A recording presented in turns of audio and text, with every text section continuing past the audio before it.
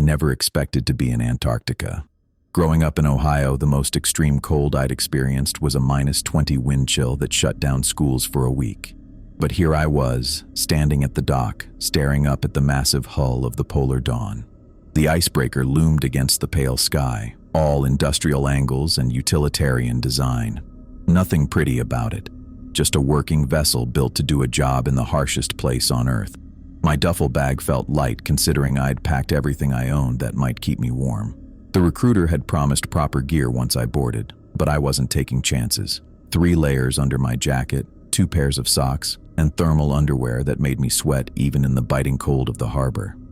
"Thompson," a voice called from the gangway. I nodded, squinting up at the figure. "Get your ass up here. We're not running a cruise ship." That was my welcome aboard. I shouldered my bag and trudged up the metal gangway, trying not to think about the dark water below. The ship would be my home for the next 8 months. Research vessel, icebreaker, and floating prison all in one. The man who'd called me was waiting at the top, tall, weathered, with the kind of face that had seen too much sun and wind to ever look young again. His salt and pepper hair was cropped close to his skull, and his gray eyes sized me up without much approval. "Harold Brennan," he said, not offering his hand. "Chief engineer, you'll be reporting to me." "Marcus Thompson," I tried for a smile. "Mechanical specialist." He grunted. "I know who you are. Follow me." I trailed after him through a maze of narrow corridors and hatches that all looked the same. The ship smelled of diesel, industrial cleaner, and something else I couldn't place. Maybe just the accumulated scent of too many men living in close quarters. Harold moved with the ease of someone who'd walked these passages 1,000 times, while I stumbled trying to keep up. "Mess is that way," he said, pointing left at a junction. "Crew quarters down there. Engine room 2 levels down. You bunk here."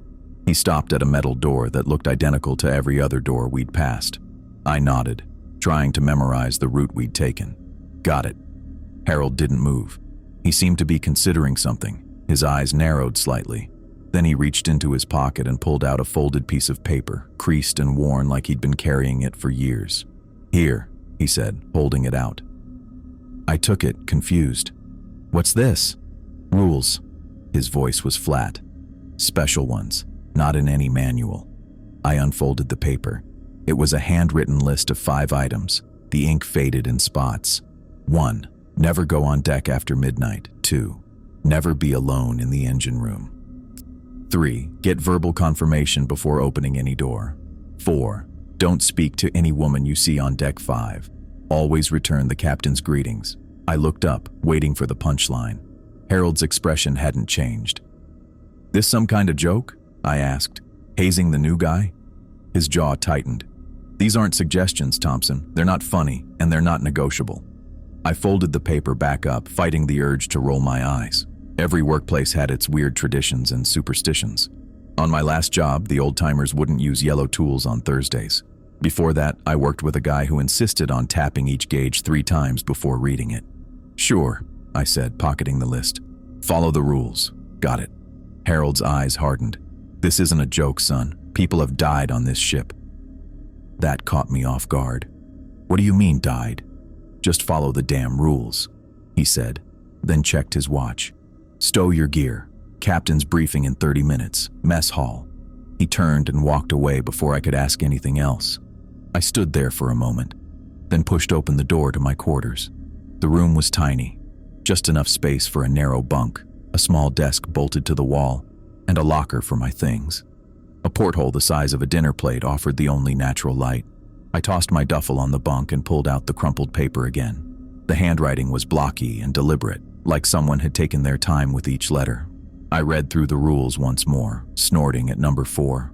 There weren't any women assigned to this expedition as far as I knew. "Never go on deck after midnight," I read aloud, shaking my head. Probably some safety protocol they dressed up with ghost stories to make sure people followed it. The Arctic, no, Antarctic, I corrected myself, was dangerous enough without made-up threats. I stuffed the paper into my jacket pocket and started unpacking. Whatever game the crew was playing, I wasn't going to be the jumpy rookie they could laugh about. I'd been hired for my skills, not my gullibility. 30 minutes later, I found my way to the mess hall. About 20 men were gathered around tables, all wearing the same standard-issue thermal layers in various states of wear. Some looked like they'd been at sea their entire lives, weathered, quiet, with that 1,000-yard stare that comes from spending too much time watching the horizon. Others seemed newer, maybe not first-timers like me, but not lifers either. I took a seat at the end of a table, nodding to the men nearby. No one introduced themselves. The conversation around me was muted. Weather reports, equipment checks, someone complaining about the satellite phone being down again. The room fell silent when the captain entered. He was taller than I expected, with a thick white beard and piercing blue eyes that seemed to register everything at once. His uniform was impeccable, unlike the more casual dress of the crew. "Gentlemen," he said, his voice carrying easily across the room. "I'm Captain Eric Larson. Welcome aboard the Polar Dawn." He spoke for about 15 minutes, covering safety protocols, shift schedules, and our research objectives.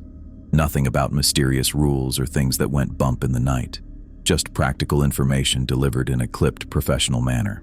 "We depart in 1 hour," he concluded. "Chief Engineer Brennan will assign your stations. Dismissed."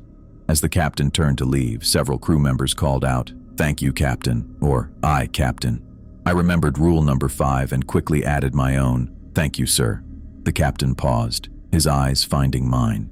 He gave a slight nod, then continued out the door. Harold appeared at my side moments later. "Engine room, now." The next 3 days passed in a blur of work and adjustment. The ship pushed south through increasingly rough seas, the temperature dropping with each passing hour. I settled into my role maintaining the auxiliary power systems and helping with general mechanical issues throughout the vessel. During meals, I usually sat with Danny Rodriguez, a deckhand from Mexico who'd been on the Polar Dawn for 3 years, and Pete Wilson, a stocky technician with a birthmark on his neck who seemed to know every creaking sound the ship could make. "You're getting the hang of it," Danny said on the 3rd night as we ate something the cook insisted was beef stew. "First week's always the hardest." I nodded, spooning up the mystery meat. "Ship's not so bad once you learn the layout." Pete glanced up from his tray. "You met everyone yet?" "Most, I think. Still mixing up some names." Pete leaned forward slightly. "You get the talk from Harold?" I paused, spoon halfway to my mouth. "You mean the rules?" Danny and Pete exchanged a look I couldn't quite read. "Yeah," Pete said. "The rules." I shrugged. "Seems like standard superstitious stuff. Every ship has them, right?" Danny shook his head slightly. "Not like these." "You're telling me you guys actually follow that list? Never go on deck after midnight? Never alone in the engine room?" I laughed. "Come on." Pete didn't smile. 2 years ago, we had a guy who thought it was bullshit too. Kevin O'Brien found him on the deck at 3 in the morning, or what was left of him. I set my spoon down. "What's that supposed to mean?" "It means," Danny said quietly, "follow the rules." Before I could press them further, the mess hall door opened and Captain Larson entered. The room fell silent as he crossed to the coffee pot, filled a mug, and turned to face the room. "Evening, gentlemen," he said. A chorus of "Evening, Captain" filled the room. I joined in, remembering Rule 5. The captain's eyes swept the room, lingering briefly on me before he nodded and left with his coffee. "See?" Pete whispered. "Always return his greetings. Always." I wanted to ask what happened if you didn't, but something in their expressions made me hold back. Instead, I finished my meal in silence, telling myself this was all part of the initiation. Scare the new guy with ghost stories and watch him jump at shadows. That night, I lay in my bunk, unable to sleep. The ship pitched and groaned as we pushed through the increasingly ice-filled waters. My quarters felt impossibly small, the walls pressing in with each roll of the vessel. After 3 hours of staring at the ceiling, I sat up and checked my watch. 12:47 a.m. I needed air. The recycled oxygen in the cabin was making my head pound, and the constant motion was turning my stomach. Just 5 minutes outside would help clear my head. Rule number 1 flashed in my mind. Never go on deck after midnight. I snorted. It was probably just a safety precaution dressed up as superstition. The deck could be dangerous in the dark, especially in rough seas. But I wasn't an idiot. I'd stay near the door, hold onto the railing, and just get a few breaths of fresh air. I pulled on my thermal layers and heavy jacket, then made my way through the silent corridors. The ship was quieter at night, with only the essential crew on duty. I passed no one as I climbed the stairs to the main deck access. The hatch was heavier than I expected, requiring my full weight to push it open against the wind.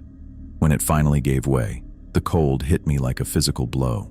The Antarctic air cut through my layers instantly, finding every gap in my clothing. I gasped, the breath stolen from my lungs before I could even fill them. I stepped out onto the deck, pulling the hatch partially closed behind me but making sure it wouldn't lock. The wind howled across the open space, carrying ice crystals that stung my exposed face. I turned away from it, huddling against the superstructure. This was a mistake. The cold was more intense than anything I'd experienced, even through my thermal gear. But now that I was out here, I might as well take a moment to look around. The deck was illuminated by sparse yellow safety lights that created pools of visibility in the darkness.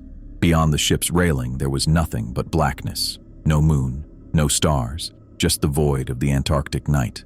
The ocean was invisible except where it broke against the hull, creating momentary flashes of phosphorescence.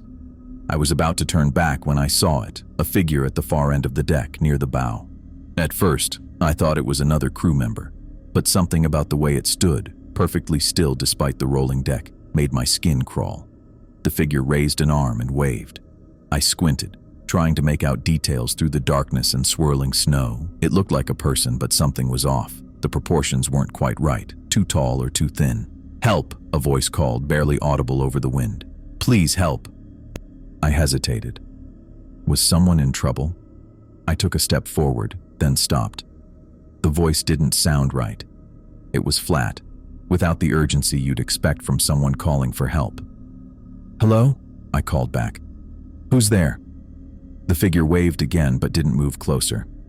"Help me," it called, the voice clearer now but somehow wrong, like the words were being formed by something that didn't understand what they meant.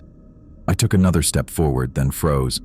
The voice had changed, splitting into multiple whispers that seemed to come from all around me rather than from the figure.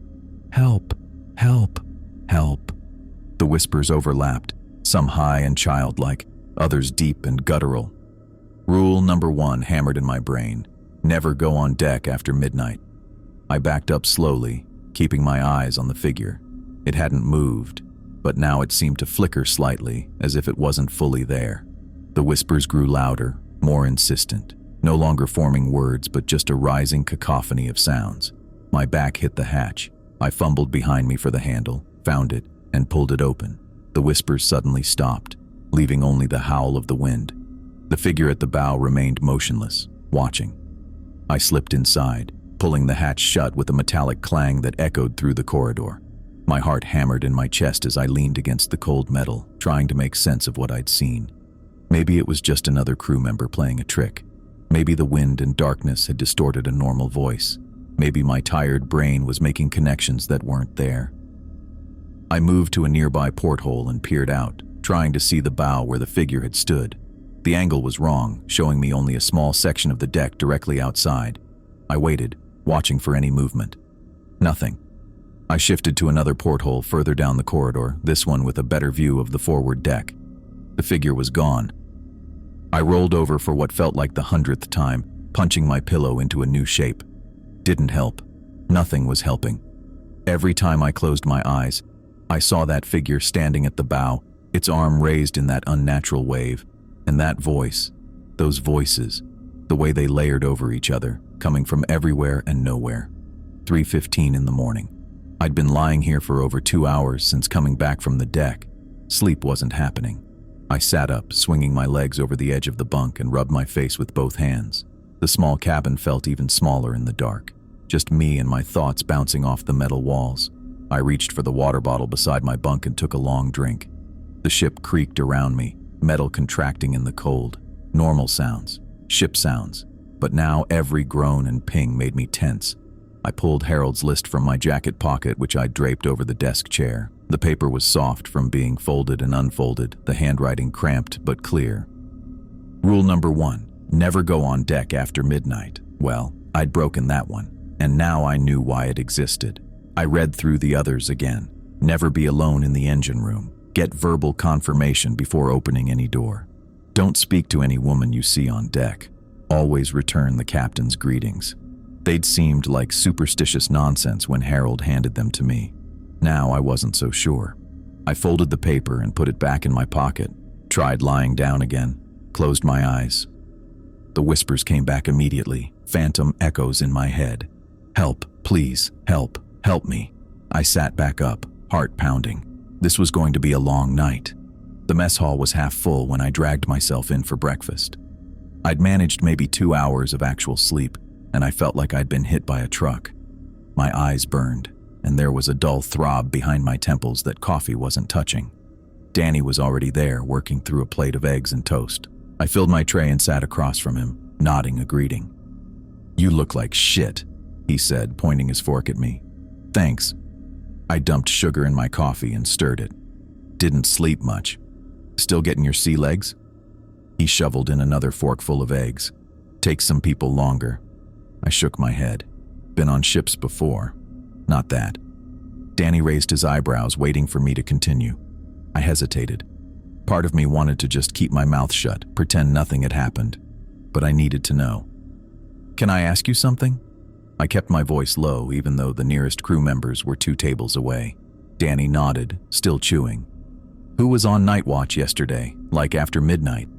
He swallowed, frowning slightly. "Why?" "Just wondering who I might run into if I'm up late." It wasn't a good lie, and Danny didn't buy it. He put his fork down and studied me. "You went on deck, didn't you?" His voice had dropped to match mine. I didn't answer, which was answer enough. Danny glanced around, then leaned forward. "What did you see?" The question caught me off guard. I'd expected a lecture about following rules, not curiosity about what I'd encountered. "I'm not sure," I admitted. "Someone was out there, standing near the bow." "Someone?" Danny's expression had gone carefully neutral. "Yeah, they called for help." I took a sip of coffee, trying to sound casual. "So who was it? Who was on watch?" Danny sat back. "Last night, Tom Mitchell and Kevin O'Brien had the midnight to 4 shift. Both of them were on the bridge?" "That's where they're supposed to be." Danny's eyes narrowed. "What exactly are you asking?" I set my mug down. "I'm asking who might have been standing on the forward deck around 12:45. "Nobody." Danny's answer came too quickly. "Nobody would be out there at that hour." "I saw someone, Danny." "No." He shook his head firmly. "You didn't." We stared at each other across the table. Danny's face had gone hard, defensive. "Look," I said, "I'm not trying to get anyone in trouble. I just want to know. There was nobody on that deck." Danny cut me off, his voice tight. "Tom and Kevin were on the bridge. Everyone else was either in quarters or at their stations. Nobody was outside." "Then who the hell was I talking to?" Danny pushed his tray away, appetite apparently gone. "You weren't talking to anybody. That's the point."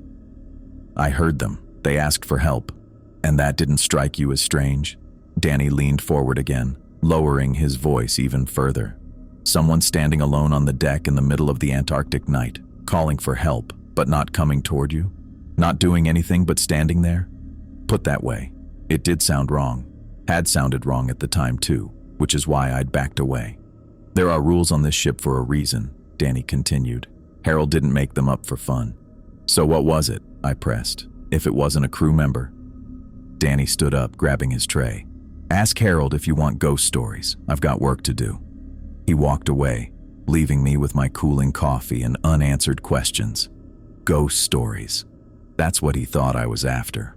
But I wasn't. I wanted a rational explanation. Maybe someone pulling a prank. Maybe a crew member who wasn't supposed to be there and didn't want to admit it. Maybe I didn't have a third maybe, and that bothered me. The next 2 days passed in a blur of work and poor sleep. I kept to my duties, maintaining the auxiliary power systems and fixing the endless small problems that crop up on a working vessel. I ate my meals, nodded to passing crew members, and returned the captain's greetings when our paths crossed in corridors.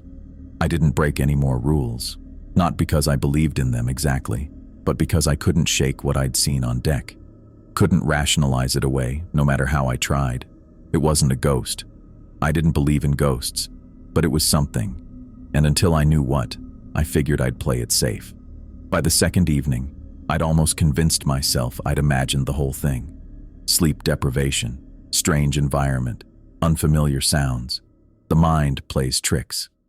I'd been on edge since boarding, what with Harold's ominous warnings and that list of rules.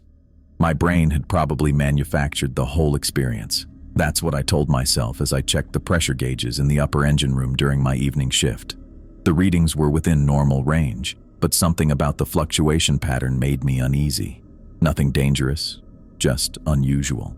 I made a note to monitor it more closely. The problem was, the main pressure gauge was 2 levels down, near the primary boiler.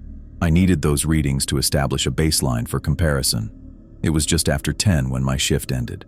The night crew was already on duty, but they were spread thin. One man in the control room, another doing rounds on the upper decks. Nobody available to send down for a simple gauge reading. I could wait until morning. That would be the sensible thing. But if there was a developing issue with the pressure system, catching it early could save a lot of trouble, and headache, and paperwork. I stood at the top of the metal stairs leading down to the lower engine room, Harold's second rule echoing in my head. Never be alone in the engine room. But this was ridiculous. I was a mechanical specialist. The engine room was literally my domain. What was I afraid of? Some boogeyman hiding behind the boilers? I flipped on my flashlight and started down the stairs. The engine room of the Polar Dawn was a cathedral of machinery. 3 stories of pipes, turbines, generators, pumps, and control panels, all humming and vibrating with contained power. During the day shift, it was staffed by at least 4 crew members. At night, it was checked regularly, but not continuously manned. Right now, it was empty, except for me. My footsteps echoed on the metal walkway as I descended to the 2nd level. The temperature rose the deeper I went, the ambient heat from the engines creating a stark contrast to the frigid air outside the hull. Sweat prickled at my hairline. The main deck of the engine room was dimly lit by safety lights, casting long shadows behind every piece of equipment. The constant background noise, the deep thrum of the engines, the hiss of steam, the clicking of regulators, wrapped around me like a living thing. I made my way toward the main boiler at the far end, my flashlight beam bouncing ahead of me. The gauge I needed to check was mounted on a control panel just beside it. Simple job. Check the reading, write it down, get out. 2 minutes, tops. I reached the panel and squinted at the dial. The needle hovered at 82 psi, higher than I'd expected, but still within safety parameters. I jotted the number in my notebook, then checked the adjacent temperature gauge, also higher than normal. That's when I heard it. Humming. A melody, soft but distinct, coming from somewhere deeper in the engine room, past the boiler, in the maze of pipes and valves that fed the ship's heating system. I froze, straining to hear over the mechanical background noise. The tune was unfamiliar, not a song I recognized. Just a simple, repeating pattern of notes, almost like a lullaby, but not quite. There was something off about it, something that made the hair on my arm stand up despite the heat. "Hello?" I called out, my voice sounding thin in the cavernous space. The humming continued, uninterrupted. "Hey, someone down here?"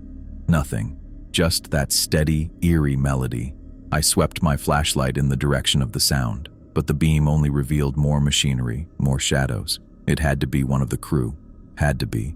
Maybe they hadn't heard me over the engine noise. I took a few steps toward the sound, then stopped.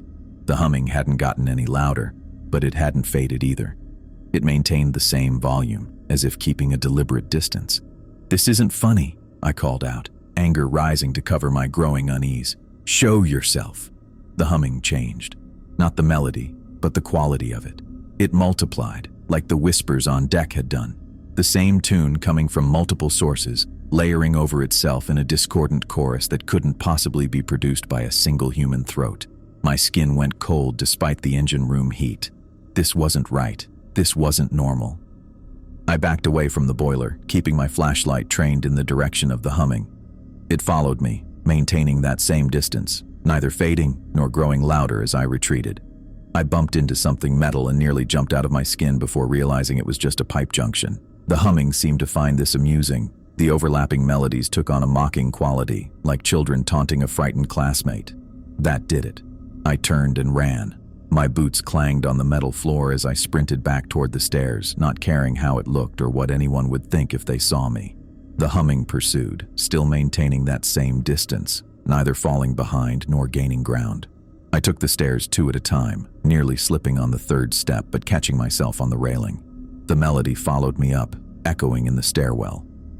Only when I burst through the door to the upper deck corridor did it finally fade, like a radio losing signal.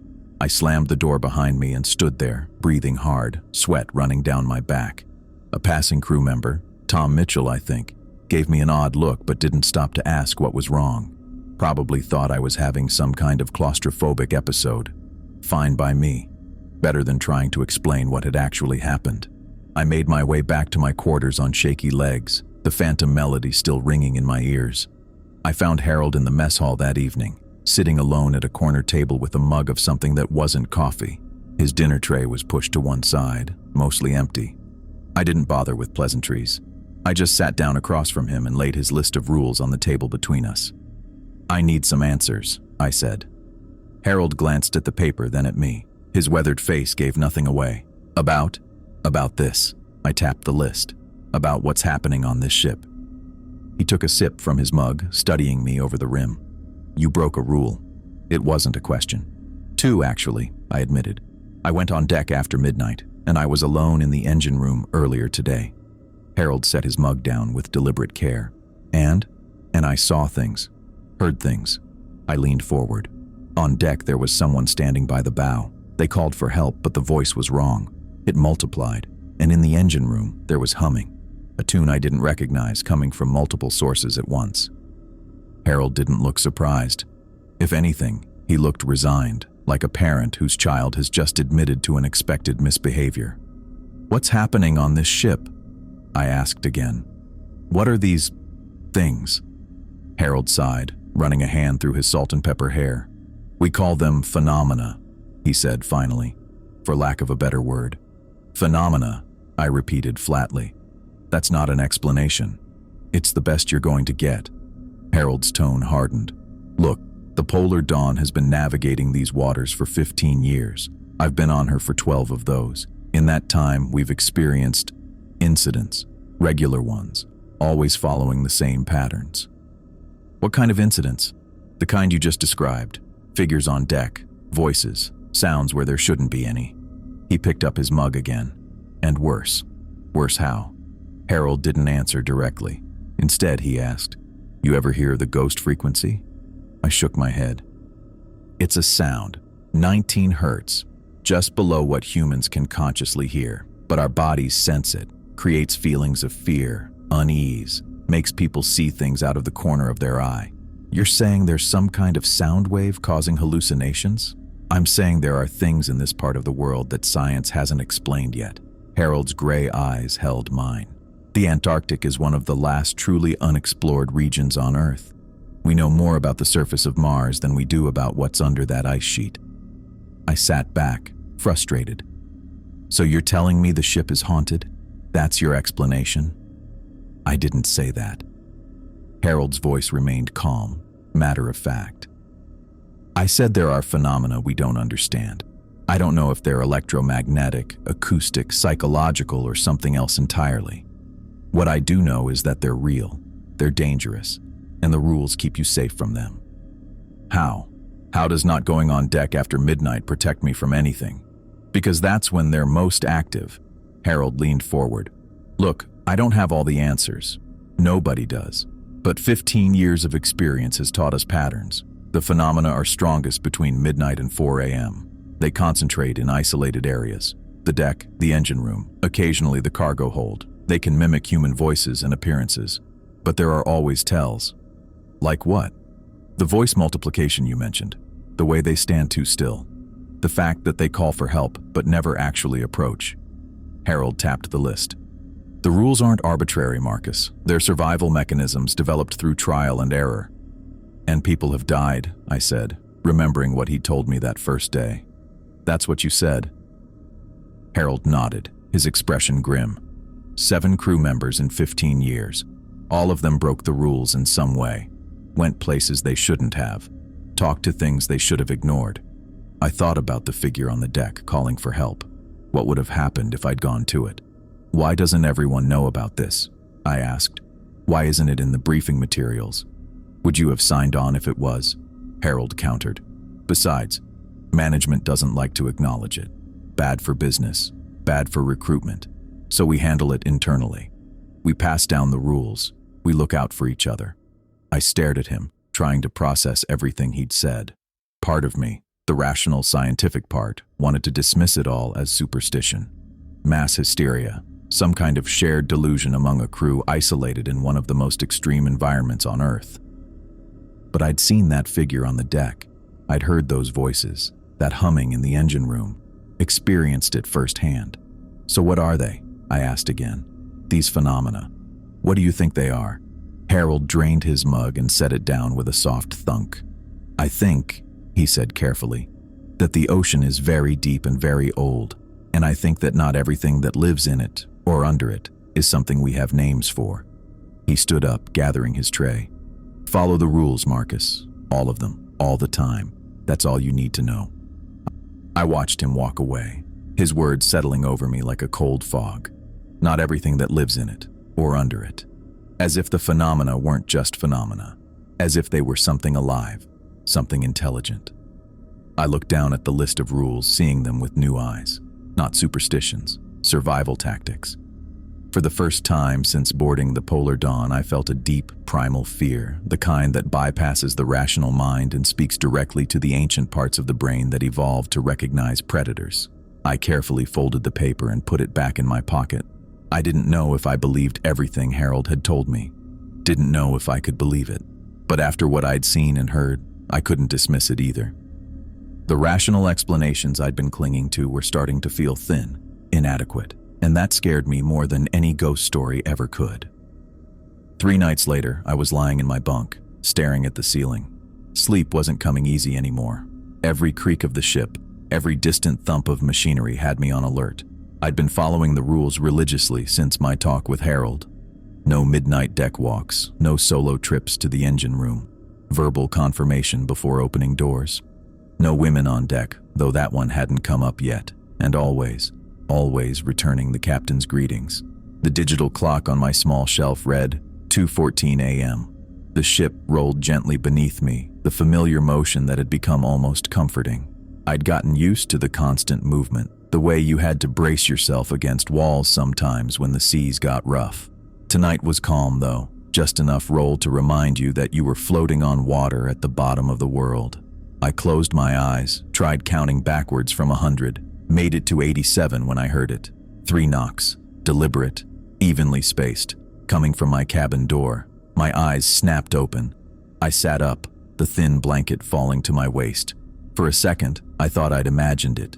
The ship makes all kinds of noises at night, pipes expanding and contracting, metal flexing against the cold, but then it came again. Knock, knock, knock. Precise, intentional. Someone was outside my door. I swung my legs over the side of the bunk, bare feet touching the cold metal floor. The clock now read 2:17. Who would be knocking at this hour? Maybe an emergency, a problem with one of the systems I maintained. The third rule flashed in my mind. Get verbal confirmation before opening any door. I stood, pulled on a t-shirt over my thermal underwear, and approached the door. Didn't touch the handle, just stood there, a foot away. "Who's there?" I called, keeping my voice steady. The silence stretched for 3, maybe 4 seconds. Then, "Who's there?" came the reply. My voice, my exact voice, with my slight Midwestern accent, the same inflection, the same pitch, like someone had recorded me and played it back. A cold feeling spread through my chest. I swallowed hard. "Identify yourself," I said, louder this time. "Identify yourself," came the immediate response. Again, my voice, perfect mimicry, not just the words but the way I'd said them, slightly louder, with emphasis on identify. I backed away from the door. 1 step, 2. The back of my knees hit the edge of the bunk. The knocking came again, harder this time, more insistent. Knock, knock, knock.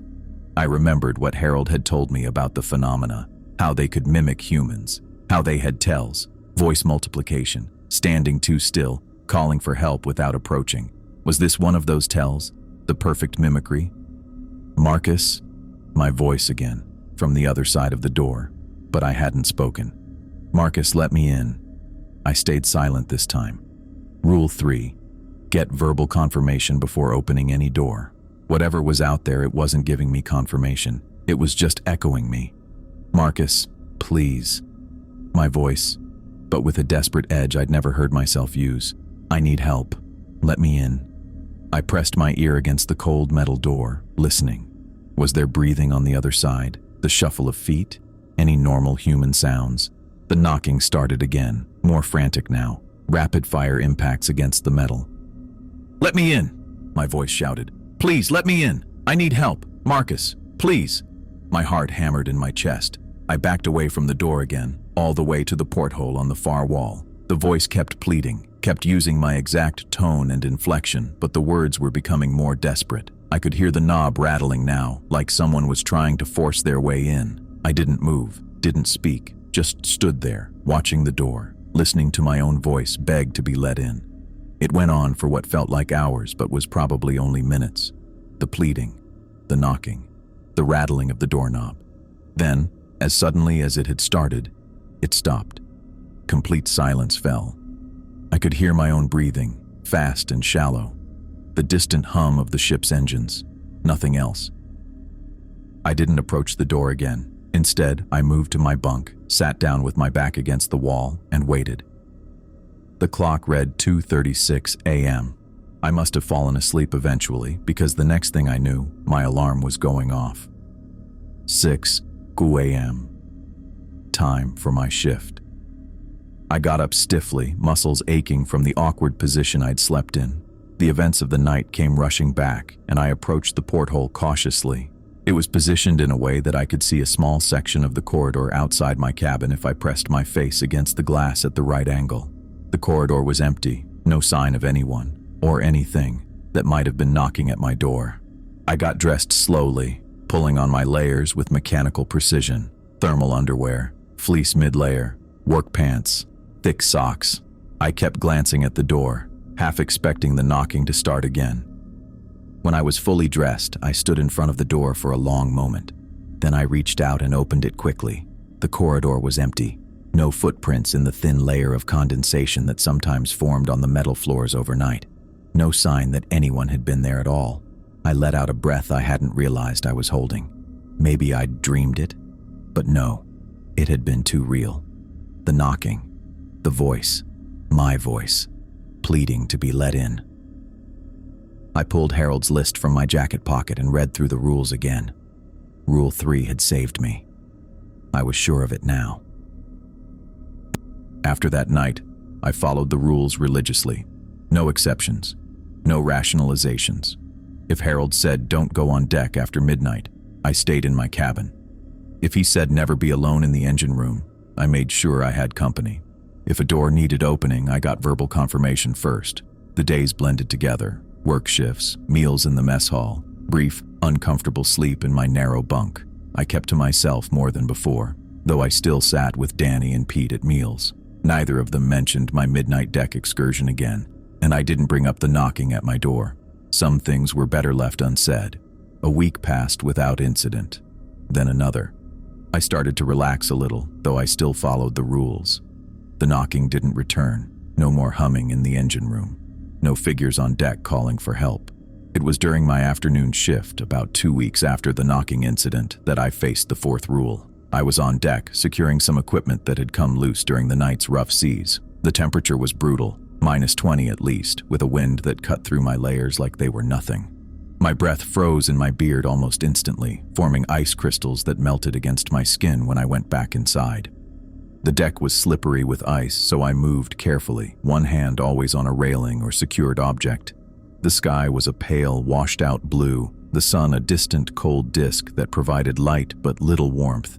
Ice fields stretched around us in all directions, broken only by the dark channel our ship had carved through. I was tightening the bolts on a storage container when I saw her. She was standing at the port railing, gazing out at the ice fields, long dark hair flowing freely in the Antarctic wind. No winter gear, no parka, no gloves, no hat, just a simple dress, pale against the white backdrop of ice and sky. I froze, wrench in hand, and stared. She wasn't one of the crew. I knew that for certain. In the weeks I'd been aboard, I'd met everyone, all 20 men, including myself. There were no women on this expedition, none. Rule 4 flashed in my mind. Don't speak to any woman you see on deck. I stayed where I was, half crouched by the storage container, watching her. She didn't move, didn't shift her weight, didn't hunch against the bitter cold that should have been lethal in her thin clothing. My first instinct was to call out, to ask who she was and how she'd gotten aboard. We were hundreds of miles from the nearest land, surrounded by ice fields. There was nowhere she could have come from, but Rule 4 held me back. Don't speak to any woman you see on deck. Simple, direct, and now I understood why. I finished securing the container, movements mechanical, eyes never leaving her still form. She continued to stand at the railing, perfectly motionless, her hair the only part of her that moved in the wind. I gathered my tools slowly, putting them back in their case with deliberate care. Part of me wanted to leave, to go inside and find Harold or the captain, to report what I was seeing. But another part, the part that had been shaped by weeks on this strange ship, knew I needed to watch, to witness. So I stayed, finding busy work on deck, checking other equipment, clearing ice from critical areas, all the while keeping her in my peripheral vision. She never moved from the railing, never turned, never showed any sign that she was aware of my presence, just stood there, impossibly still, impossibly underdressed for the killing cold. Minutes stretched into an hour. My fingers and toes were going numb despite my proper gear. My face ached where it was exposed to the wind, but she showed no signs of discomfort, no shivering, no hunching, nothing human. I had to go inside eventually. My shift was ending, and staying out in this cold any longer would be dangerous. I gathered the last of my tools and turned toward the hatch. When I glanced back at the railing, she was gone. I blinked, scanning the deck. There was nowhere she could have gone, no hatch nearby, no hiding place, and I hadn't heard the heavy clang of a door opening and closing. I walked carefully to where she had been standing. The metal railing was coated with a thin layer of frost, undisturbed frost, no handprints, no marks where someone might have leaned or touched. I looked down at the deck, no footprints in the frost, no sign that anyone had been standing there at all. A cold that had nothing to do with the Antarctic air settled in my stomach. I turned and made my way back to the hatch, moving faster now. Inside, the relative warmth of the corridor made my face sting as blood returned to my cheeks. I leaned against the closed hatch, breathing hard. Rule 4 made sense now. Perfect, terrible sense. I couldn't sleep, not after what I'd seen on the deck. I spent the rest of the night sitting up in my bunk, back against the wall, listening to the ship's creaks and groans. By morning, I was running on fumes. My eyes felt like they'd been rubbed with sandpaper, and my neck had a crick from by morning, I was running on fumes. My eyes felt like they'd been rubbed with sandpaper, and my neck had a crick from nodding off in that awkward position. I splashed cold water on my face, trying to shock myself awake. Didn't help much. The face in the small metal mirror looked hollow-eyed and pale. Not that anyone down here had much color after weeks without proper sunlight. I pulled on my layers, thermal underwear first, then the fleece, then the outer shell. Habit by now. The rules paper crinkled in my pocket as I patted it, making sure it was still there. Wouldn't be leaving my cabin without it anymore. The corridor was quiet when I stepped out. Most of the night shift would be finishing up, day crew just getting started. I needed coffee, strong coffee, maybe food too, though my stomach felt like it was tied in knots. I turned the corner toward the bridge access corridor and nearly walked straight into Captain Larson. He stood there like he'd been waiting, though that couldn't be right. The captain was a tall man, made taller by his perfect posture. His white beard was neatly trimmed, his blue eyes clear and alert despite the early hour. Not a wrinkle on his uniform. I wondered sometimes if the man ever slept. "Good morning, Marcus," he said, his voice deep and even. His eyes held mine, unblinking. My mouth went dry. Rule 5 flashed in my mind. Always return the captain's greetings. "Good morning, Captain," I replied automatically. My voice sounded rough from lack of sleep, but I managed to keep it steady. Something flickered across his face. Satisfaction, maybe. He nodded once, then stepped aside to let me pass. "Weather report says we'll have clear skies today," he added. "Good day for observations." "Yes, sir," I said, looking forward to it. He watched me for another moment, then continued on his way toward the bridge. I stood there for a few seconds after he'd gone, feeling like I'd passed some kind of test. The rules paper seemed to burn against my leg through the pocket fabric. I made my way to the mess hall, which was half full with the shift change. The smell of coffee and something like eggs filled the air. I grabbed a mug, filled it to the brim with the blackest coffee I could find, and added 2 sugars. My hands weren't quite steady. Pete was sitting alone at our usual table, hunched over his breakfast. He glanced up when I sat down across from him, his eyes taking in my appearance. "Rough night?" he asked, spooning something that looked vaguely like oatmeal into his mouth. "You could say that." I wrapped my hands around the coffee mug, letting the heat seep into my palms. "Just saw the captain in the hallway." Pete's spoon paused halfway to his mouth. "Yeah? What did he say?" "Just good morning. Weather report." I shrugged, trying to seem casual. "Nothing important." "And you answered him, right?" Pete's voice had dropped to just above a whisper. I nodded. "Course I did." Pete's shoulders relaxed slightly. He set his spoon down and leaned forward, glancing around to make sure no one was listening. The birthmark on his neck seemed darker in the mess hall's fluorescent lighting. "Good," he said. "That's good. You know why that rule's on the list, right?" I shook my head. Harold didn't exactly provide footnotes. Pete looked around again, then leaned in closer.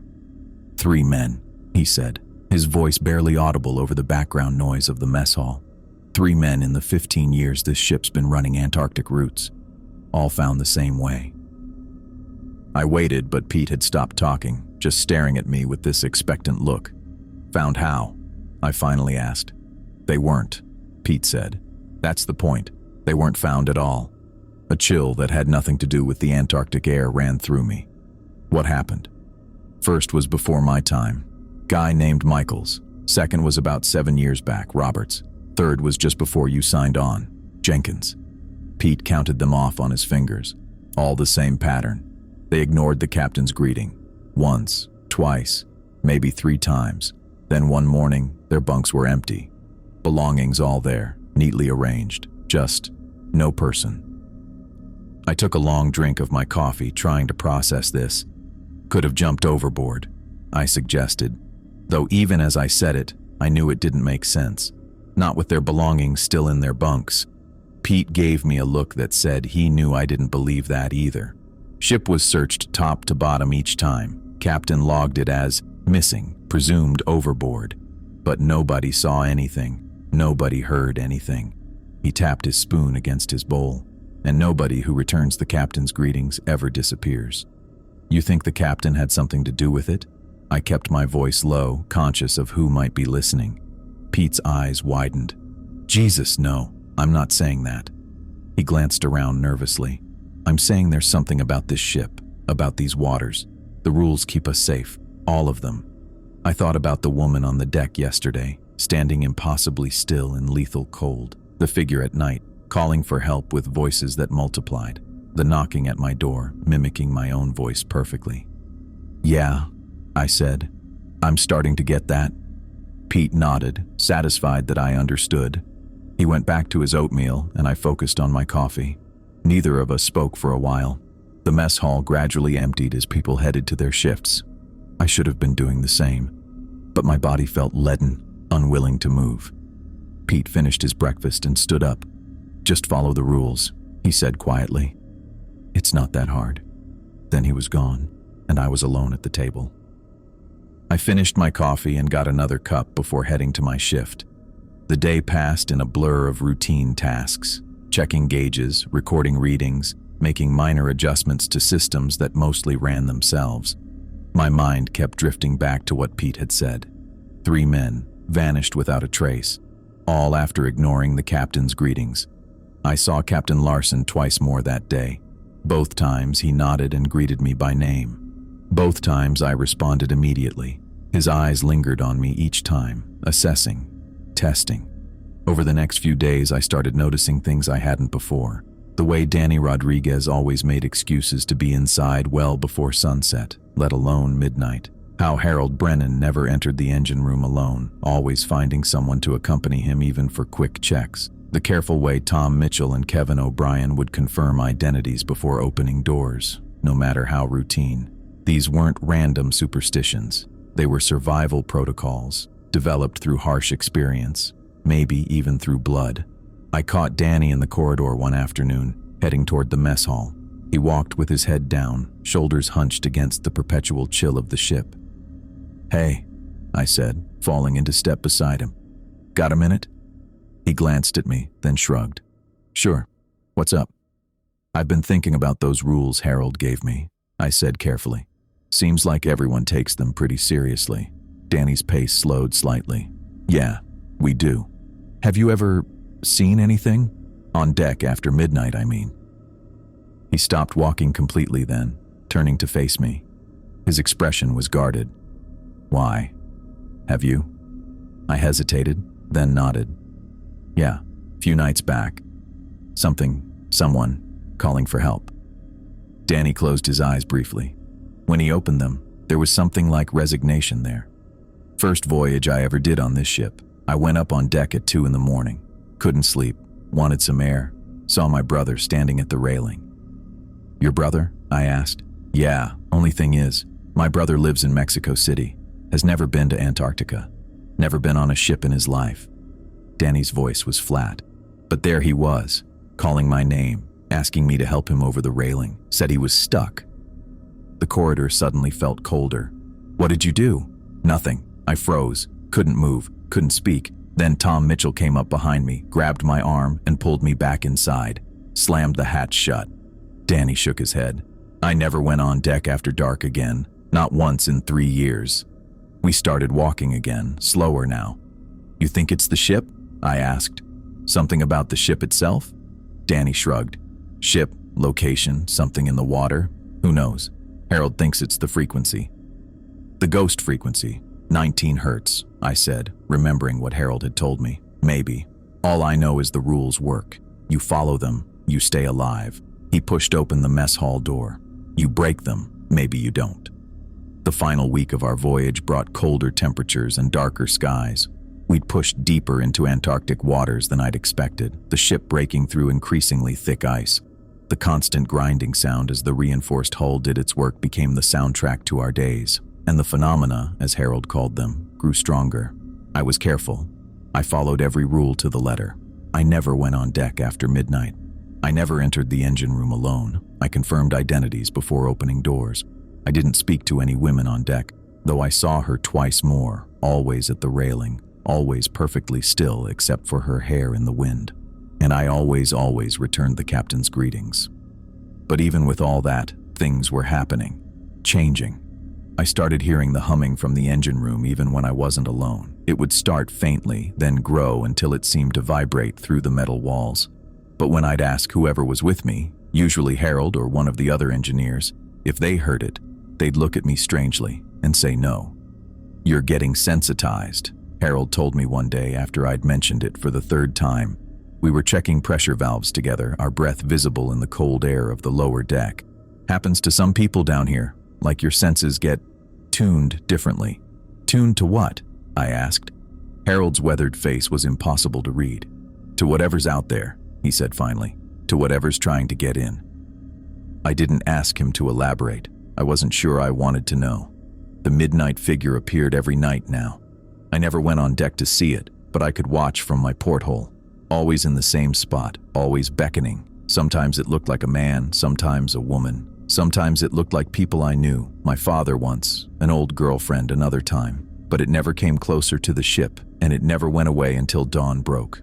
One night, I woke to find Kevin O'Brien standing at my door. I hadn't heard him knock, but when I sat up in my bunk, he was there in the doorway, his red hair visible in the dim emergency lighting of the corridor. "Kevin," I mumbled, still half asleep. "What's up?" "Need you on deck," he said. His voice sounded odd, flat. "Captain's orders." I blinked, trying to clear my head. "Now? What time is it?" "Just past 3. Emergency with the weather equipment. Need all hands." Something felt wrong. I reached for my watch on the small shelf beside my bunk. 3:17 a.m. I looked back at Kevin, who stood perfectly still in the doorway. "I'll radio the captain to confirm," I said, reaching for the handheld radio I kept charged by my bed. Kevin's expression didn't change. "No need," he sent me directly. Rule 3. Get verbal confirmation before opening any door. But my door was already open. Kevin was already inside. Except, I hadn't opened my door.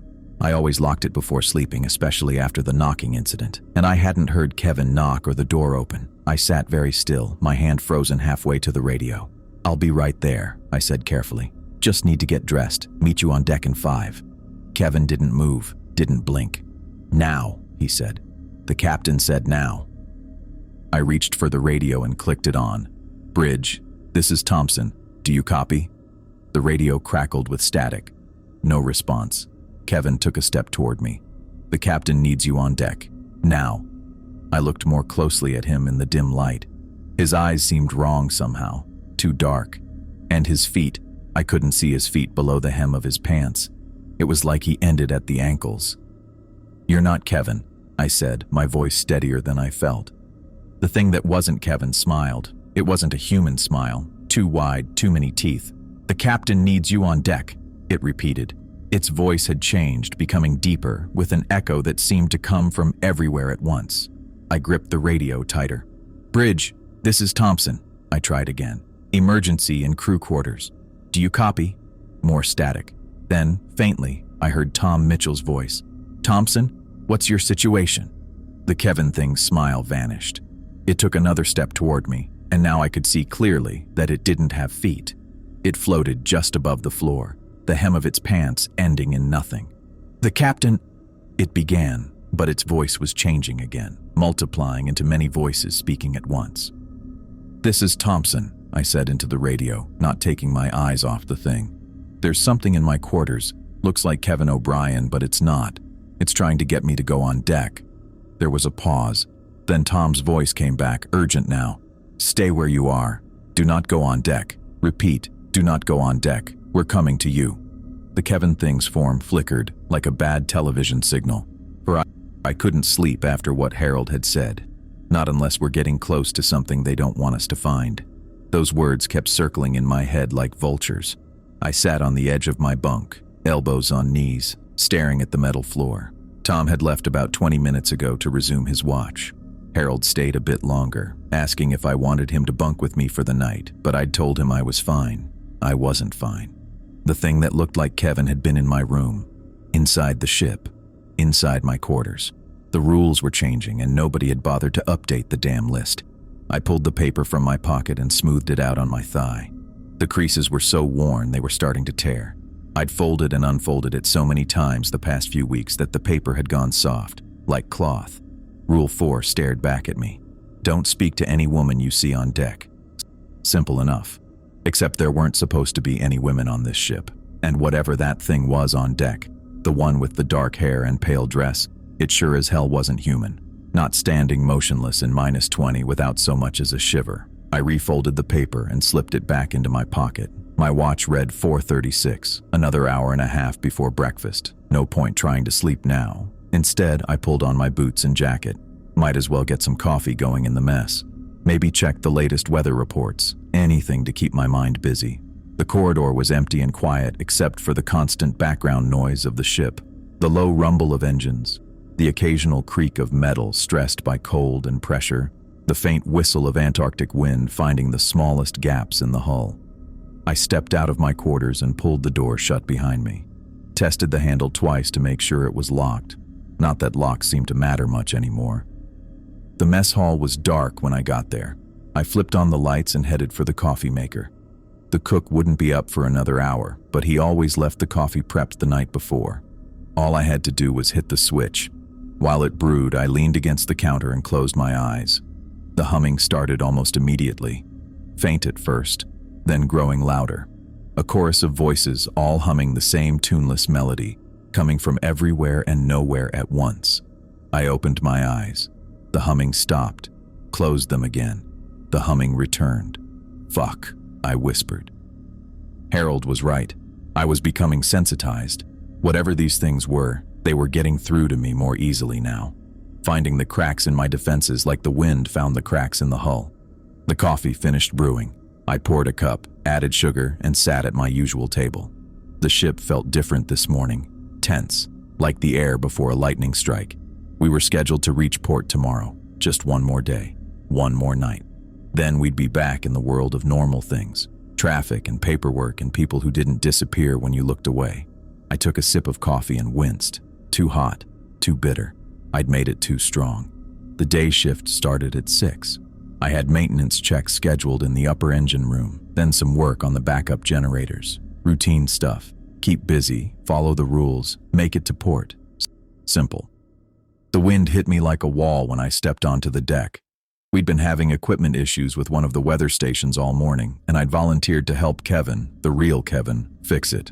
Partly because I needed the distraction, partly because I wanted to see if I could tell the difference between the real man and whatever had pretended to be him last night.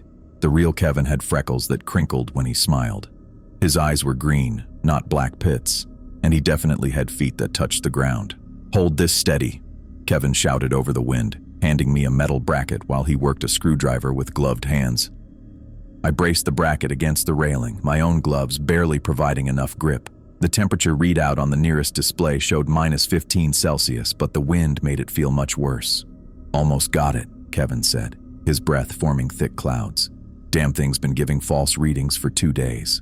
I nodded, not wanting to let go of the bracket to respond. My face was going numb despite the thermal mask covering everything but my eyes. We'd been out here maybe 10 minutes, and already I was losing feeling in my extremities. "There," Kevin said, tightening the final screw. "That should do it. Let's get back inside before our balls freeze off." I let go of the bracket and flexed my fingers, trying to get blood flowing again. Kevin gathered his tools into a small bag and slung it over his shoulder. "You go ahead," I told him. "I want to check something over there." I pointed toward the starboard side where another weather station was mounted. Kevin looked at me like I was crazy. "You sure? It's getting worse out here." "I'll just be a minute. Go on." He shrugged and headed for the nearest hatch. I watched him go, then turned toward the starboard side. There wasn't actually anything I needed to check. I just wanted a moment alone to clear my head. I walked along the deck, staying close to the superstructure where the wind wasn't quite as brutal. Ice had formed in patches on the metal deck, forcing me to watch my step. The sky above was a flat gray, the horizon a darker line where it met the ocean. No visibility beyond maybe half a mile. I reached the starboard railing and gripped it with both hands, looking out at nothing, just gray on gray, water and sky blending together. The cold seeped through my gloves, but I didn't care. Something about the emptiness was calming. I turned to head back inside and froze. She was there. The woman, standing not 10 feet away, directly in my path. I hadn't heard her approach, hadn't sensed any movement. She'd simply appeared, like she'd stepped through a door that didn't exist. She wore the same pale dress I'd seen before, her dark hair moving in the wind, but she was closer now than she'd ever been. Close enough that I could see details I'd missed before. Her skin wasn't just pale, it was the bluish white of deep ice. Her lips had no color at all, and her eyes had no pupils, no irises, just blank white orbs that seemed to pull at something inside me, like gravity tugging at a loose object. "Marcus," she said, my name forming in a voice like cracking ice. "Marcus Thompson." I took a step back, my spine hitting the railing. Rule 4 echoed in my head. "Don't speak to any woman you see on deck." "I've been waiting for you," she continued, her voice somehow carrying perfectly despite the howling wind. "We've all been waiting." I shook my head, pressing my lips together. "Don't speak, don't answer. Just find a way around her to the hatch." She took a step closer. "I know you can hear me, Marcus. I know you want to answer." And I did. God help me, I did. The urge to respond was like a physical pressure building in my chest, pushing against my ribs, clawing up my throat. "Just one word," she said, her head tilting at an angle that wasn't quite right, wasn't quite human. "That's all it would take. One word, and you could see everything we've seen, know everything we know." I swallowed hard and started to edge sideways, keeping my back to the railing. The metal was freezing even through my layers, but I barely noticed. All I could focus on was her face, those empty white eyes tracking my movement. "You're different from the others," she said, her voice changing, multiplying into overlapping whispers. "You listen, you learn, you follow the rules." As she spoke, something began to change. Her form seemed to shift, like a television with bad reception. One moment, she was the woman in the pale dress. The next, she was something else, something taller, thinner, with too many joints and not enough skin. I kept moving, one careful step at a time, eyes never leaving her. The door to the main corridor was maybe 20 feet away now, if I could just reach it. But rules can be broken, Marcus, the whispers continued, now coming from all around me rather than just from her. Rules are meant to be broken. Her face flickered again, and for a split second I saw something beneath the human mask. A face that wasn't a face at all, just a dark hollow with points of light where eyes should be. I felt my heart hammering against my ribs, blood rushing in my ears. The cold was forgotten. The ship was forgotten. There was only this moment, this creature, and the door that seemed impossibly far away. 15 feet now. I kept moving. "They've lied to you," the whispers said, "about what we are, about what's down here beneath the ice. Don't you want to know the truth?" 10 feet. My hand reached out, feeling for the wall, for anything solid to guide me. The thing that had been a woman was changing more rapidly now, its form blurring and reshaping with each passing second. The pale dress melted into its skin, which rippled like water. The dark hair writhed like snakes. 5 feet. My fingers brushed metal, the frame of the door. I felt behind me for the handle, never taking my eyes off the creature. "Speak to me, Marcus," it said, its voice no longer even attempting to sound human. "Tell me your secrets, and I'll tell you mine." My hand closed around the door handle. I started to turn it, slowly, carefully, and then another voice spoke, deep and resonant from just beyond the door. "Good afternoon, Mr. Thompson." The door opened behind me, and Captain Larson stepped onto the deck. He wore his full uniform despite the cold, his white beard neatly trimmed, his blue eyes clear and alert. I immediately turned to face him, relief washing over me like a wave. "Good afternoon, Captain," I replied, the words tumbling out automatically. The captain nodded, his eyes flicking briefly past me to where the woman, the thing, had been standing. I turned to look. There was nothing there, just empty deck, ice crystals swirling in the wind. When I turned back, the captain was watching me with an expression I couldn't quite read. Not surprise, not concern. Something more like confirmation, like he'd just verified something he already suspected. "Nasty weather today," he said conversationally, as if we were discussing the forecast over breakfast. "Yes, sir," I managed, my voice sounding strange in my own ears. He nodded again, then walked past me toward the bow, his posture perfect despite the rolling deck and howling wind. I stood there for a moment, watching him go, trying to process what had just happened. Had he seen it? He must have. The way he'd looked past me, the knowing expression on his face. But he hadn't said anything, hadn't acknowledged it at all. I hurried inside, pulling the heavy door shut behind me. The sudden silence was almost as shocking as the creature had been. I leaned against the wall, breathing hard, feeling sweat cooling under my layers despite the Antarctic cold. Rule 4 had saved me, again. And Rule 5, always return the captain's greetings, had somehow banished the thing entirely. I pushed myself away from the wall and headed for my quarters. I needed to change into dry clothes, needed to think. One more night, just one more night, and we'd reach port. I could make it that long. I had to. Dinner was quiet that evening. Danny and Pete sat with me as usual, but conversation was minimal. Just the occasional comment about the day's work or the weather. Nobody mentioned the woman on deck. Nobody mentioned the thing that had pretended to be Kevin. It was like we'd all made an unspoken agreement not to discuss any of it. I pushed my food around on my plate, not really eating. My appetite had disappeared somewhere around the time those wide eyes had locked onto mine. "You should eat," Pete said, nodding at my untouched meatloaf. "Need your strength." I speared a piece with my fork and put it in my mouth without tasting it. Chewed, swallowed, repeated the process mechanically. "Weather's supposed to clear by morning," Danny offered. "Should make for an easy approach to port." I nodded, not really caring about the weather forecast. All I cared about was making it through the night.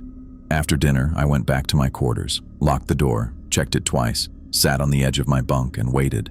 For what? I wasn't sure, but something was coming. I could feel it in the air, in the walls, in the very bones of the ship. Something was building, gathering strength for one final push. I pulled out Harold's list again, reading each rule carefully, committing them to memory. Never go on deck after midnight. Never be alone in engine room. Get verbal confirmation before opening any door. Don't speak to any woman you see on deck. Always return captain's greetings. 5 simple rules. 5 ways to stay alive. I folded the paper and put it back in my pocket, then lay down on my bunk, fully dressed except for my boots. No point in getting comfortable.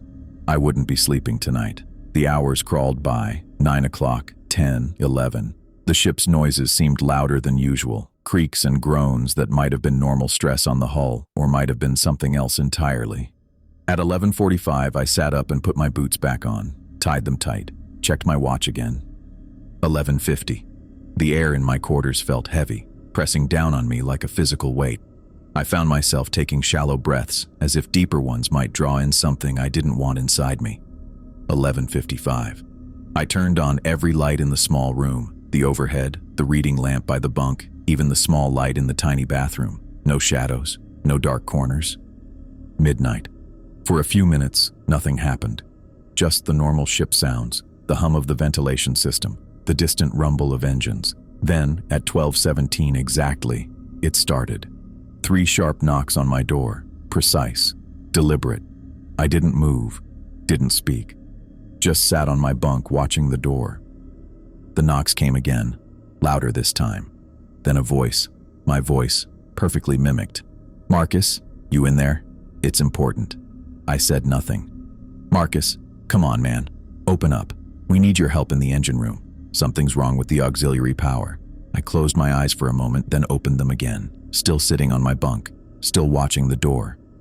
The knocking became more insistent, the voice more desperate. "Marcus, please, we need you. It's an emergency." As the voice continued, a second sound began to filter through the ventilation grate near the ceiling. The humming. That same tuneless melody I'd heard in the engine room, now coming from directly above me. Multiple voices, all humming in unison, growing louder with each passing second. I glanced at the porthole. Through the thick glass, barely visible in the ship's exterior lights, a face looked back at me. The woman from the deck, her white eyes reflecting the light like a cat's. All 3 at once. The knocking, the humming, the woman, testing me, pushing me. "Marcus!" The voice at the door shouted, no longer just mine, but a blend of many voices. "Open the door, let us in!" The humming from the vent grew louder, more insistent, the melody shifting into something that made my teeth ache and my vision blur. The face at the porthole pressed closer, those white eyes seeming to expand until they filled the entire circular window. I sat perfectly still, hands gripping the edge of my bunk so tightly my knuckles turned white. Don't open the door, don't speak to the woman, don't go to the engine room. Simple rules, stay alive. The knocking became pounding, the door shaking in its frame. The humming turned into a high-pitched wail that made my ears throb. The face at the porthole opened its mouth impossibly wide, revealing rows of teeth like needles. I closed my eyes and covered my ears, but it didn't help. The sound seemed to come from inside my own head now, bypassing my ears entirely. "Let us in, Marcus," the voices said, no longer pretending to be human. "Let us show you what's beneath the ice. Let us show you what we really are." I pressed my hands harder against my ears, curling forward until my forehead touched my knees. Just hold on. Just make it to dawn. The assault continued for hours, sometimes quieter, lulling me into thinking it was over, then surging back stronger than before. The voices changed tactics, shifting from threats to pleas to promises. The humming modulated into different patterns, some almost soothing, others jagged and painful. The face at the porthole disappeared occasionally, only to return in different forms. Sometimes the woman, sometimes Kevin, sometimes people I'd known back home. Through it all, I sat on my bunk, eyes closed, hands over my ears, repeating the rules to myself like a mantra. Never go on deck after midnight, never be alone in engine room. Get verbal confirmation before opening any door. Don't speak to any woman you see on deck. Always return captain's greetings. I don't know exactly when it ended. Sometime around 4 in the morning, the knocking stopped. The humming faded. The porthole cleared. I sat up slowly, lowering my hands from my ears. The silence was almost as shocking as the noise had been. My watch read 4:23, less than 2 hours until dawn. I stood up, legs shaky, and went to the small sink in the bathroom, splashed cold water on my face, looked at myself in the metal mirror. I looked like hell. Pale skin, dark circles under my eyes, 3 days worth of stubble. But I was alive. I'd made it through the night. As the first gray light of dawn filtered through the porthole, I felt the ship's motion change. The violent pitching and rolling that had been constant for days gradually eased. We were reaching calmer waters. I went to the porthole and looked out. The sea was still rough, but nothing like it had been. The sky was lightening from black to gray to a pale, washed-out blue. And in the distance, just visible on the horizon, was land. We'd made it. We were almost home. I sat back down on my bunk, suddenly exhausted. The adrenaline that had kept me going all night drained away, leaving me hollow and shaky. One more day. Just get through one more day, and I'd be off this ship, back on solid ground, away from whatever lived in these waters, whatever lurked beneath the ice. I pulled Harold's list from my pocket one more time, unfolding it carefully. The paper was worn thin at the creases, almost transparent. 5 simple rules that had kept me alive.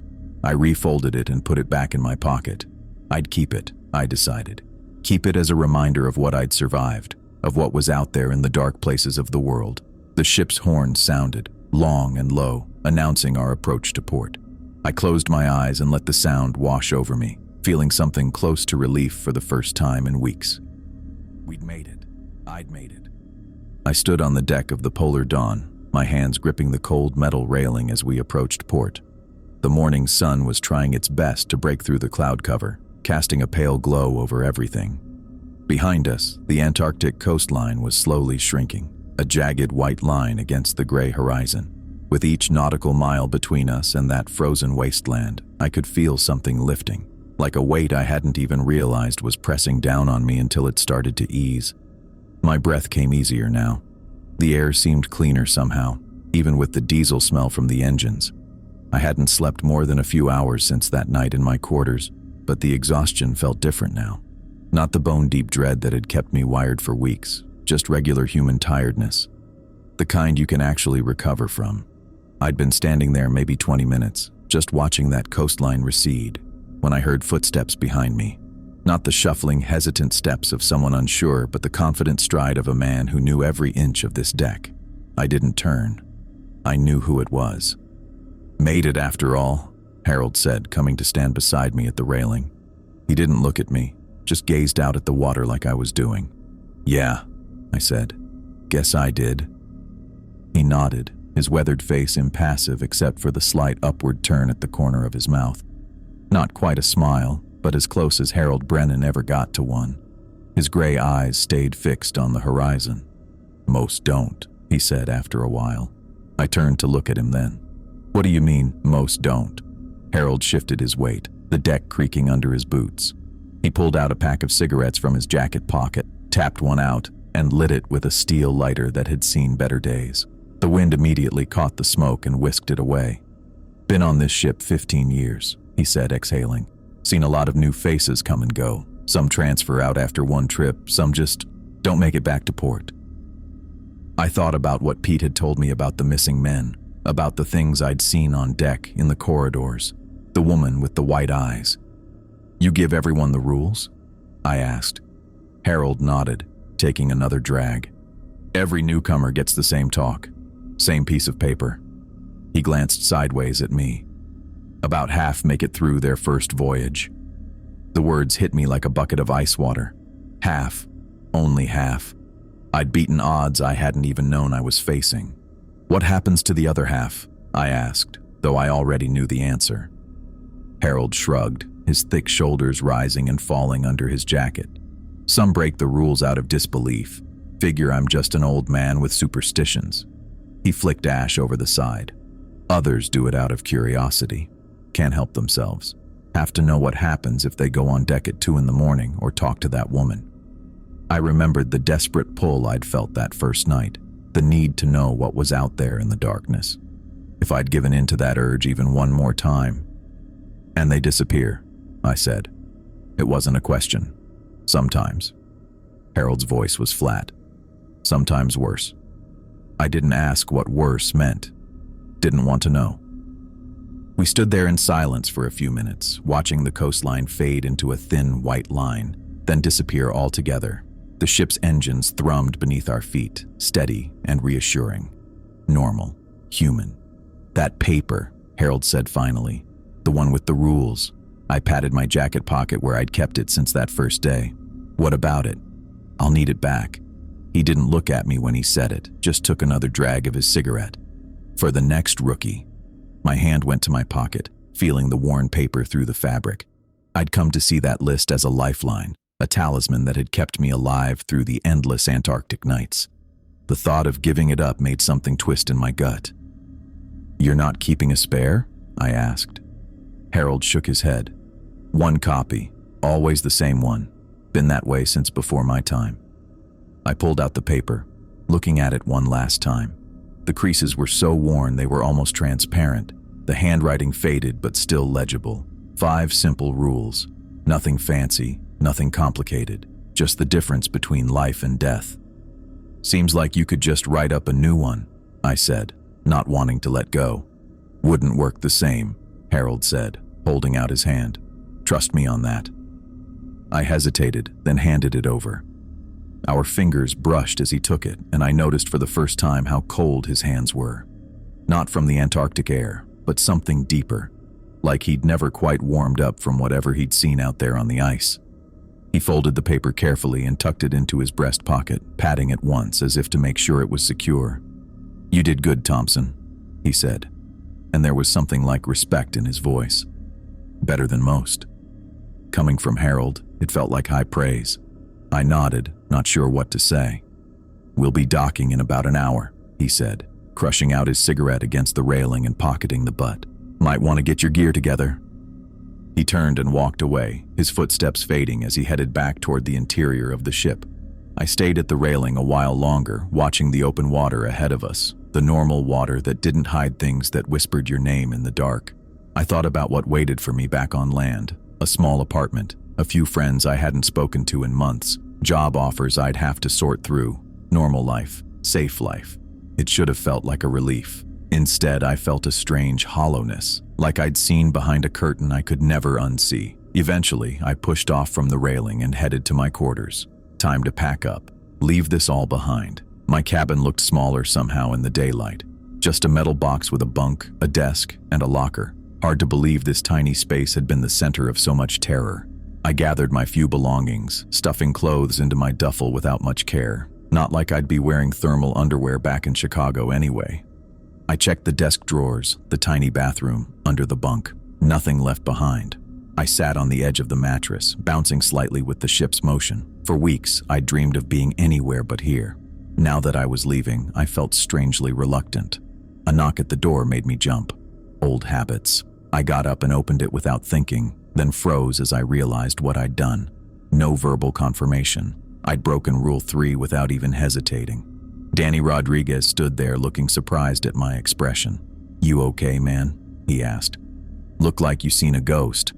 I let out a breath, feeling foolish. "Yeah, fine, just thinking." Danny nodded like he understood. Maybe he did. "We're about 30 minutes out. Captain wants everyone on deck for arrival procedures." "Right," I said. "I'll be there." He gave me a half smile and headed off down the corridor. I closed the door and leaned against it, my heart still beating too fast. Even now, with safety in sight, the rules were ingrained in me. I wondered if I'd ever be able to open a door again without asking who was there first. I grabbed my duffel and took one last look around the cabin. Nothing left of me here. Nothing to show what had happened in this room. The things I'd seen and heard. Just metal walls that would soon hold someone else. I made my way to the deck, joining the rest of the crew as they prepared for docking. The port was visible now, a cluster of low buildings and cranes against the rocky shoreline. Normal buildings, normal people. A world away from the endless ice we'd left behind. The crew worked with practiced efficiency, calling out to each other, checking equipment. I found my station and went through the motions, securing lines, checking gauges. The familiar work kept my hands busy while my mind wandered. I spotted Harold across the deck, giving instructions to a younger crewman. He caught my eye briefly, nodded, then went back to his task. Business as usual, like we hadn't just spent weeks being hunted by things that shouldn't exist. The ship eased into its berth with a series of gentle bumps and groans. Dock workers secured the lines thrown down by the crew. The engines cut to idle, then silence. After so long with the constant background noise, the quiet was almost shocking. Captain Larson appeared on deck, impeccable as always in his uniform. He oversaw the final docking procedures, his voice carrying across the deck without him having to shout. Everyone moved with extra precision when the captain was watching. I understood why now. As the gangplank was secured and final checks completed, the crew began to disperse, heading below to gather their things. I shouldered my duffel, already packed, and waited for dismissal. The captain made his way around the deck, speaking briefly with each crew member. Thanking them, I realized. A personal word for each man who'd made it through. When he reached me, he extended his hand. I took it, surprised by the strength in his grip despite his age. "Thompson," he said, those blue eyes fixed on mine. "Good work this voyage." "Thank you, Captain," I replied automatically. He held my gaze a moment longer than necessary. "We'll be sailing again in 3 months. Same route, same research objectives." He paused. "There's a spot for you if you want it." I blinked, caught off guard. The last thing I'd expected was an invitation to come back.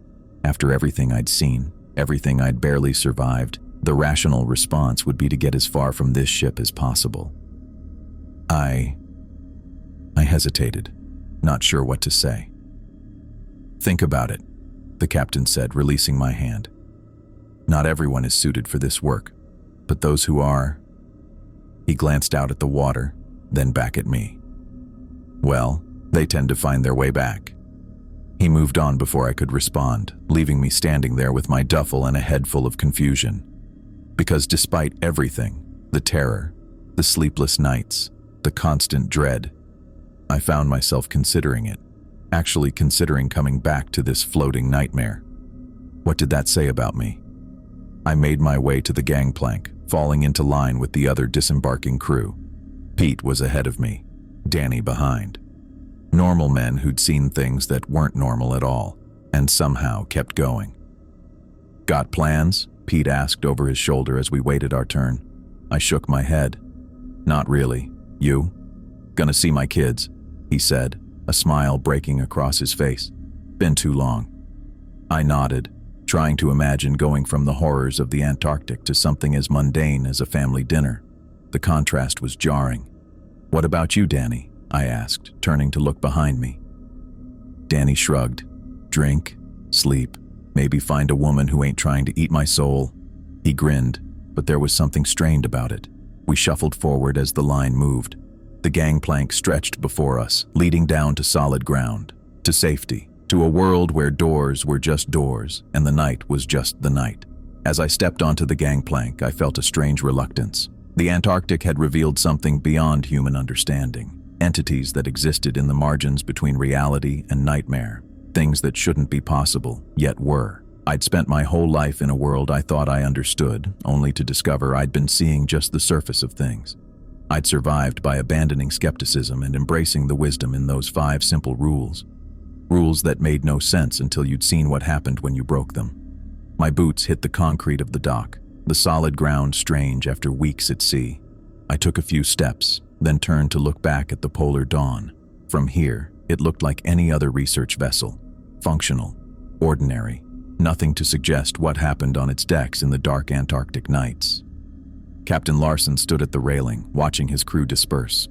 Harold was nowhere to be seen, probably already preparing for the next voyage. The next rookie who'd need those rules. I adjusted my duffel on my shoulder and turned away, joining the stream of crew heading toward the port buildings. Whatever waited for me beyond this dock, job offers, old friends, my quiet apartment, I knew I'd never see the world quite the same way again. I'd never again dismiss warnings that seemed irrational or laugh at superstitions handed down through generations. I understood now that some mysteries were better left unexplained. Some rules existed for reasons beyond our comprehension. And as I walked down the gangplank toward whatever came next, I knew with absolute certainty that those entities were still out there, waiting in the darkness beyond the ice, watching, hungry,